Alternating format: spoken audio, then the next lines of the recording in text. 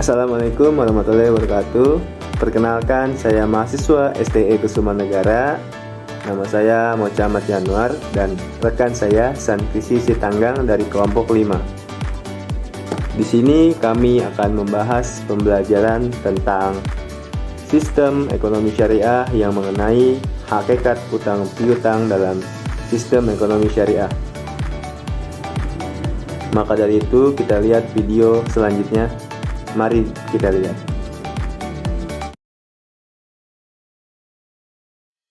Sebelum kita masuk ke video pembahasannya, alangkah baiknya kita berdoa terlebih dahulu agar apa-apa yang kita lihat atau kita tonton saat ini bermanfaat bagi diri kita maupun bagi orang lain. Kita lanjut membahas mengenai pengertian hutang piutang, dasar hukum hutang piutang, rukun dan syarat hutang, etika dalam transaksi hutang piutang, dan pembatalan hutang.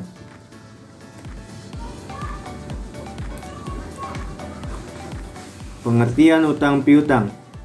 Apa itu hutang piutang? Hutang piutang adalah memberikan sesuatu kepada seseorang dengan perjanjian. Dia akan mengembalikan sesuatu yang diterimanya dalam jangka waktu yang disepakati. Lalu secara terminologi syara, ulama fikih berbeda pendapat dalam mendefinisikannya. Antara lain, yang pertama, menurut ulama Hanafiyah dan Syafi'iyah, suatu transaksi yang dimaksudkan untuk memberikan harta yang memiliki kesepadanan kepada orang lain untuk dikembalikan yang sepadan dengan itu juga. Lalu, yang kedua, menurut ulama Malikiyah, qard adalah penyerahan harta kepada orang lain yang tidak disertai imbalan atau tambahan dalam pengembaliannya. Yang ketiga, menurut ulama Hanabilah, qard adalah penyerahan harta kepada seseorang untuk dimanfaatkan dan ia wajib mengembalikan dengan harta yang serupa sebagai gantinya. Lalu dasar hukum hutang piutang ada dua, yaitu Al-Quran dan Al-Hadis.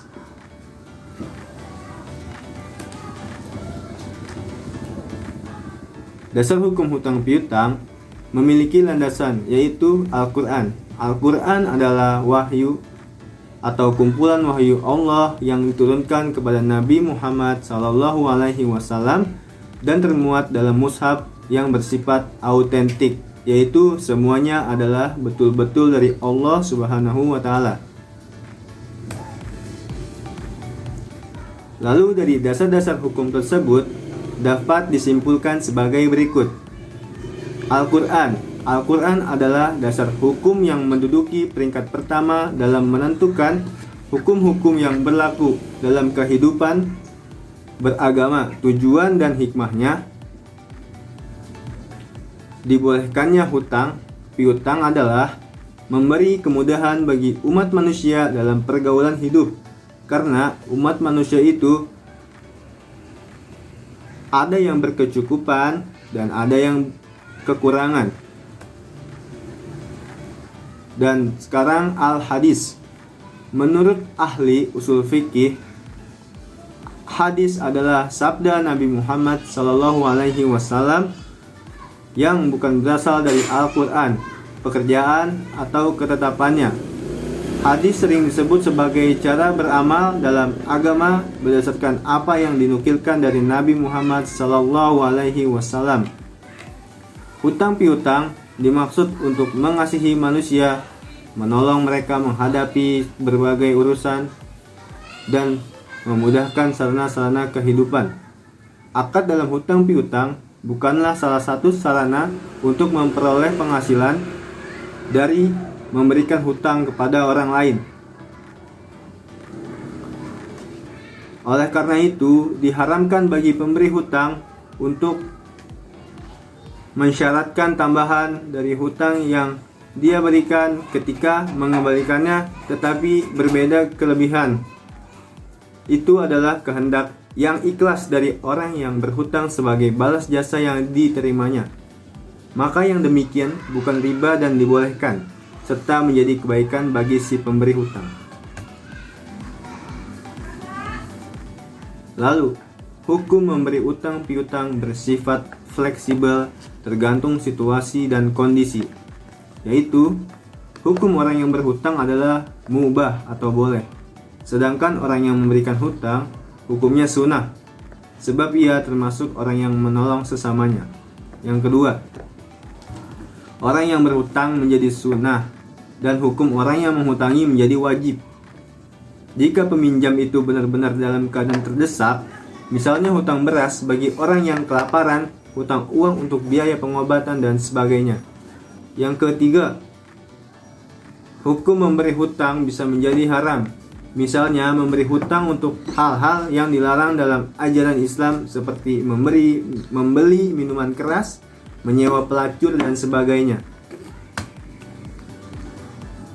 Hutang piutang dimaksudkan untuk mengasihi manusia, menolong karena mereka menghadapi berbagai urusan, dan memudahkan sarana-sarana kehidupan.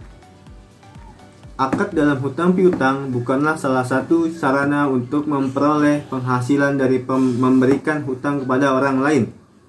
Oleh karena itu, diharamkan bagi pemberi hutang untuk mensyaratkan tambahan dari hutang yang dia berikan ketika mengembalikannya. Tetapi berbeda jika kelebihan itu adalah kehendak yang ikhlas dari orang yang berhutang sebagai jasa. Rukun dan syarat hutang piutang. Yang pertama, rukun hutang piutang. Adapun rukun dan syarat sendiri ada 3. Yang pertama, akid, yaitu orang yang berhutang piutang. Yang kedua, maqud alaih, yaitu barang yang dihutangkan. Yang ketiga, sikat al-aqd, yaitu ungkapan ijab dan qabul atau suatu persetujuan antara kedua belah pihak akan terlaksananya suatu akad. Dengan demikian, maka dalam hutang piutang dianggap telah terjadi apabila sudah terpenuhi rukun dan syarat dari hutang piutang itu sendiri.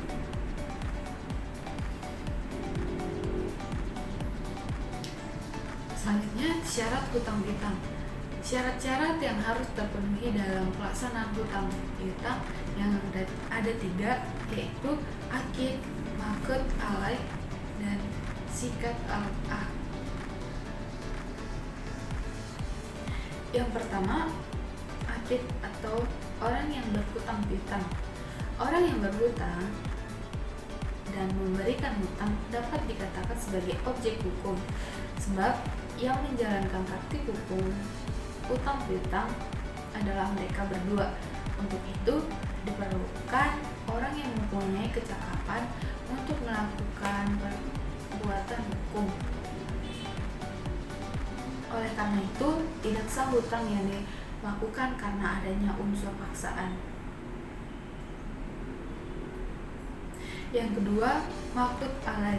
Adapun syarat-syaratnya adalah: yang pertama, dapat dimiliki; yang kedua, dapat diserahkan kepada pihak yang berhutang; yang ketiga, telah ada pada waktu perjanjian dilakukan; yang keempat, merupakan benda bernilai yang mempunyai persamaan dan penggunaannya mengakibatkan musnahnya benda yang diperhutangkan.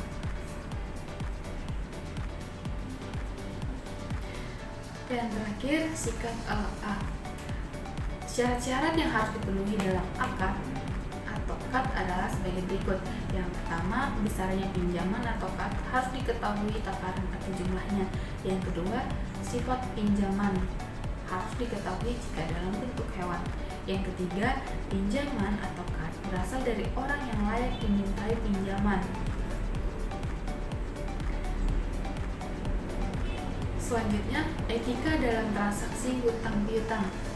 Di samping adanya syarat dan rukun hutang piutang, juga terdapat ketentuan-ketentuan mengenai adab atau etika yang harus diperlihatkan dalam masalah-masalah hutang piutang atau kad. Yang pertama, hutang piutang harus ditulis dan dipersaksikan. Yang kedua, etika bagi pemberi hutang, yaitu orang yang memperhutangkan wajib memberi tempo pembayaran bagi yang meminjam agar ada kemudahan untuk membayar.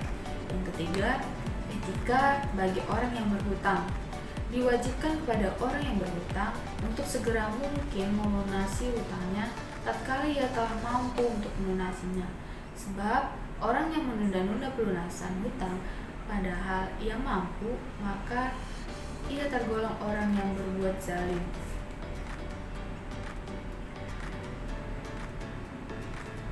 Oke, yang terakhir, pembatalan hutang.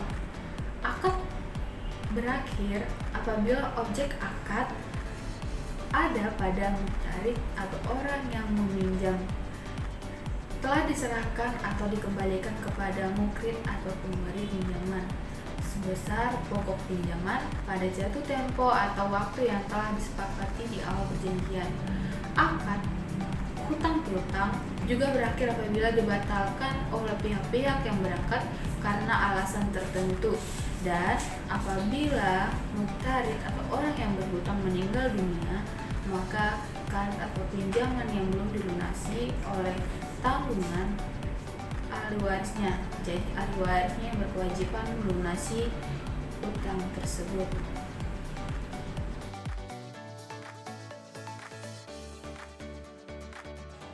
Demikianlah video singkat yang kami bahas tadi. Semoga bermanfaat bagi teman-teman semua. Dan jika ada kekurangan dalam video tersebut, kami memohon maaf karena kami juga masih belajar. Wassalamualaikum warahmatullahi wabarakatuh.